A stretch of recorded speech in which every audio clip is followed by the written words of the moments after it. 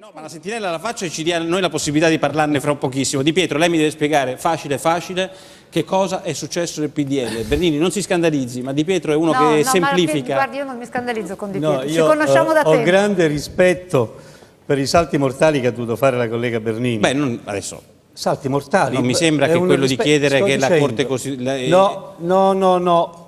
Sta parlando della fiducia. Berlusconi ha detto, sì. L'ho capito pure io, che vengo dalla campagna, ha detto, e rispetto la sua idea, ha detto che Berlusconi ha votato la fiducia perché avrebbe fatto una sintesi fra chi diceva sì e chi diceva no, fra i falchi e le colombe cosiddette. Berlusconi ha votato la fiducia semplicemente perché si è accorto che non aveva più i numeri per potercela fare.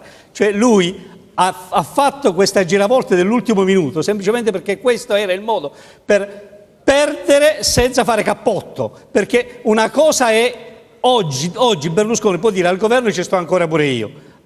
Se avesse detto che non votava la fiducia c'è stava lo stesso, il partito gli si rompeva in mano e lui rimaneva con il cerino in mano. Quindi non è finito Berlusconi? Lei io invece dico una cosa molto più seria su questo tema del finito o non finito. Io non so cosa voglia fare politicamente il 74, 75, 77enne Berlusconi. Dico una cosa, che a proposito di Seconda Repubblica, è finito o non finito, credo che la Terza Repubblica può nascere in un solo modo, tenendo presente che la Seconda Repubblica si è caratterizzata per un aspetto che oggi a cui oggi dobbiamo dire tutto parola fine, cioè l'aspetto del leader che si costruisce un partito. L'ha fatto nel suo piccolo Di Pietro e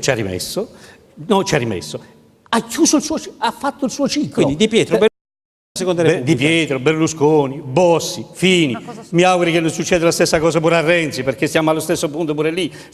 Questa idea di costruire un leader va bene se serve transitoriamente come mezzo, ma se diventa il fine, che tutti si appendono a una persona, cosa succede? Succede quello che è successo poi anche all'Italia dei Valori, che è successo a Bossi, che sta succedendo anche, eccetera, eccetera. Quindi io mi auguro che con grande senso di responsabilità, di umiltà e anche di saper finire la propria storia, chi di noi ha avuto voce lei sta qua che combatte, periodo. che dice finire la sua storia? No, chi di noi ha avuto...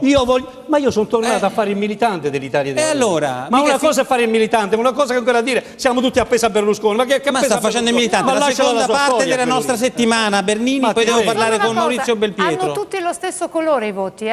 Di Pietro è stato con me in Parlamento. Quando si guarda il tabellone e c'è il verde, ecco, c'è il verde, sono tutti dello stesso colore, valgono tutti la stessa. No, perché qui si parla di voti che rilevano, non rilevano, voti aggiunti, voti tolti. No, per me sarebbe deciso su questo voglio esprimere un parole di solidarietà con lei. Tutto lo stesso voglio esprimere un parole di solidarietà. Per me non esistono persone che con questa legge elettorale sono state in Parlamento e si vendono. Venduti erano i De Gregori, che si sono venduti nel senso proprio... I suoi parlamentari? Ecco, e venduti sono quelli che si stavano vendendo adesso, che sono venduti adesso. La seconda parte della nostra settimana?